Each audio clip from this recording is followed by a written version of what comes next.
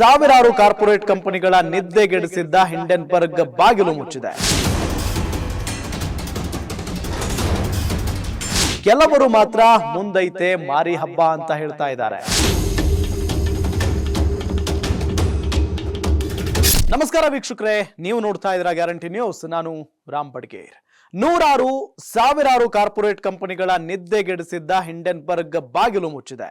ಹಲವು ಕಂಪನಿಗಳು ನಾಮಾವಶೇಷವಾಗುವಂತೆ ಮಾಡಿದ್ದ ನಾಥನ್ ಆಂಡರ್ಸನ್ ತನ್ನ ಕಾರ್ಯಾಚರಣೆ ಅಂತ್ಯ ಮಾಡಿದ್ದಾನೆ.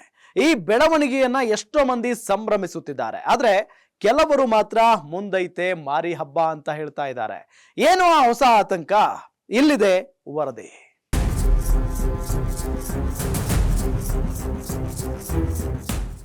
ಅದಾನಿ ಗ್ರೂಪ್ಸ್ ವಿರುದ್ಧ ಹಲವು ಅಕ್ರಮ ಆರೋಪಗಳನ್ನ ಮಾಡಿ ಉದ್ಯಮಿ ಗೌತಮ್ ಅದಾನಿ ಅವರ ಸಂಸ್ಥೆಯ ಷೇರುಗಳ ಮೌಲ್ಯ ಕುಸಿಯುವಂತೆ ಮಾಡಿದ್ದ ಅಮೆರಿಕ ಮೂಲದ ಹಿಂಡೆನ್ಬರ್ಗ್ ರಿಸರ್ಚ್ ಸಂಸ್ಥೆ ತನ್ನ ಕಾರ್ಯಾಚರಣೆ ಅಂತ್ಯ ಮಾಡುತ್ತಿರುವುದಾಗಿ ಘೋಷಣೆ ಮಾಡಿದೆ.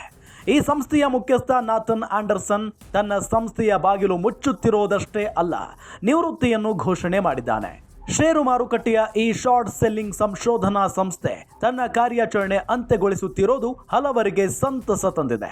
ಅದರಲ್ಲೂ ಹಿಂಡೆನ್ಬರ್ಗ್ ತನಿಖಾ ವರದಿಯಿಂದಾಗಿ ತನ್ನ ಷೇರುಗಳ ಮೌಲ್ಯವನ್ನೇ ಕಳೆದುಕೊಂಡ ಸಂಸ್ಥೆಗಳು ಭಾರಿ ಖುಷಿಯಲ್ಲಿವೆ. ಭಾರತದ ಅದಾನಿ ಗ್ರೂಪ್ಸ್ ಮಾತ್ರವಲ್ಲ, ವಿಶ್ವದೆಲ್ಲೆಡೆಯ ಸಾವಿರಾರು ಖಾಸಗಿ ಸಂಸ್ಥೆಗಳು ಸಂಭ್ರಮಾಚರಣೆ ಮಾಡ್ತಿವೆ. ಆದರೆ ಈ ಸಂತಸ ತುಂಬಾ ದಿನ ಉಳಿಯೋದಿಲ್ಲ. ಹೌದು, ಹಿಂಡೆನ್ಬರ್ಗ್ ಬಾಗಿಲು ಮುಚ್ಚಿತು ಅಂತ ಸಂಭ್ರಮಾಚರಣೆ ಮಾಡುತ್ತಿರುವ ಸಂಸ್ಥೆಗಳಿಗೆ ಶಾಕ್ ಕೊಡಲು ಅಂದೇ ಸಂಸ್ಥೆಯ ನೌಕರರು ಕಾಯುತ್ತಿದ್ದಾರೆ. ನಾಥನ್ ಆಂಡರ್ಸನ್ ಜೊತೆ ಕೆಲಸ ಮಾಡುತ್ತಿದ್ದ ಒಟ್ಟು 10 ಮಂದಿ ಹಿಂಡೆನ್ಬರ್ಗ್ ರೀತಿಯಲ್ಲೇ ತಮ್ಮದೇ ಆದ ಸಂಸ್ಥೆಗಳನ್ನು ಸ್ಥಾಪಿಸಿಕೊಳ್ಳೋಕೆ ನಿರ್ಧಾರ ಮಾಡಿದ್ದಾರೆ. ಅಷ್ಟೇ ಅಲ್ಲ, ಹಿಂಡೆನ್ಬರ್ಗ್ ಸಂಸ್ಥೆ ಯಾವ ರೀತಿ ತನ್ನ ಸಂಶೋಧನೆ ಮಾಡುತ್ತಿತ್ತು, ಯಾವ ರೀತಿ ಅಕ್ರಮ ಬಯಲಿಗೆ ಎಳಿತಾ ಇತ್ತು, ಸಂಸ್ಥೆಯ ಕಾರ್ಯವೈಖರಿ ತಂತ್ರಗಾರಿಕೆ ಯಾವ ರೀತಿ ಇತ್ತು ಎಂಬೆಲ್ಲ ಮಾಹಿತಿಯನ್ನ ಆನ್ಲೈನ್ನಲ್ಲಿ ಇಡೀ ವಿಶ್ವದ ಮುಂದಿಡೋದಾಗಿ ಖುದ್ದು ನಾಥನ್ ಆಂಡರ್ಸನ್ ಘೋಷಿಸಿದ್ದಾರೆ. ಮುಂದಿನ 6 ತಿಂಗಳಲ್ಲಿ ಹಂತವಾಗಿ ತನ್ನ ಸಂಸ್ಥೆಯ ಕಾರ್ಯವಿಧಾನದ ಕುರಿತಾದ ಸಮಗ್ರ ಮಾಹಿತಿ ಪ್ರಕಟ ಮಾಡುವುದಾಗಿ ನಾಥನ್ ಆಂಡರ್ಸನ್ ಹೇಳಿಕೊಂಡಿದ್ದಾನೆ. ಇದು ನಿಜಕ್ಕೂ ಶಾಕಿಂಗ್ ಸಂಗತಿ. ಯಾಕಂದ್ರೆ ಇಡೀ ಜಗತ್ತಿನ ಕಾರ್ಪೊರೇಟ್ ಜಗತ್ತಿನ ನಿದ್ರೆಗೆಡಿಸಿದ್ದ ಹಿಂಡೆನ್ಬರ್ಗ್ನ ಕಾರ್ಯವೈಖರಿ ಇದೀಗ ಇಡೀ ವಿಶ್ವಕ್ಕೆ ಜಗಜ್ಜಾಹೀರಾಗಲಿದೆ. ಷೇರು ಮಾರುಕಟ್ಟೆಯಲ್ಲಿ ಶಾರ್ಟ್ ಸೆಲ್ಲಿಂಗ್ ಅನ್ನೋ ದುಸ್ಸಾಹಸಕ್ಕೆ ಕೈ ಹಾಕಲು ಬಯಸುವ ಎಲ್ಲರಿಗೂ ನಾಥನ್ ಆಂಡರ್ಸನ್ ಕೊಡುವ ಮಾಹಿತಿ ಅಮೂಲ್ಯ ಸಂಪತ್ತಾಗಲಿದೆ. ಭಾರತದ ಮಟ್ಟಿಗೆ ಹೇಳೋದಾದ್ರೆ ಶಾರ್ಟ್ ಸೆಲ್ಲಿಂಗ್ ಅಕ್ರಮ, ಆದ್ರೆ ಅಮೆರಿಕ ಸೇರಿದಂತೆ ಜಗತ್ತಿನ ಹಲವು ದೇಶಗಳಲ್ಲಿ ಶಾರ್ಟ್ ಸೆಲ್ಲಿಂಗ್ ಅಕ್ರಮ ಏನಲ್ಲ. ಹೀಗಾಗಿ ಭಾರತದ ಯಾವುದೇ ಕಂಪನಿ ಅಕ್ರಮದಲ್ಲಿ ತೊಡಗಿದ್ದರೆ ಅದರ ಮಾಹಿತಿಯನ್ನ ಬಹಿರಂಗ ಮಾಡಿ ವಿದೇಶಿ ಶಾರ್ಟ್ ಸೆಲ್ಲಿಂಗ್ ಸಂಸ್ಥೆಗಳು ದುಡ್ಡು ಮಾಡಬಹುದು.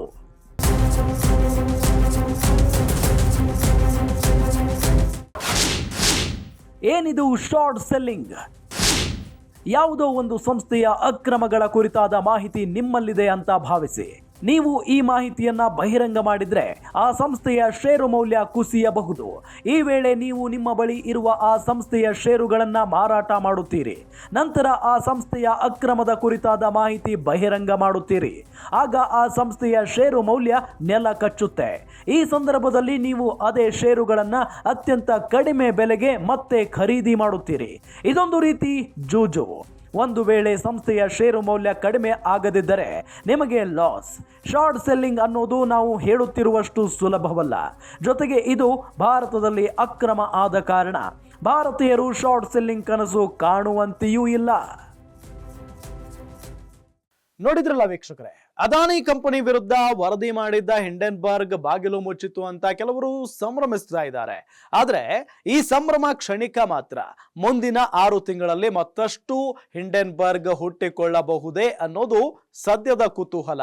ನೋಡ್ತಾ ಇರಿ ಗ್ಯಾರಂಟಿ ನ್ಯೂಸ್, ಸುದ್ದಿ ಖಚಿತ, ನ್ಯಾಯ ನಿಶ್ಚಿತ. ಗ್ಯಾರಂಟಿ ನ್ಯೂಸ್, ಸುದ್ದಿ ಖಚಿತ, ನ್ಯಾಯ ನಿಶ್ಚಿತ.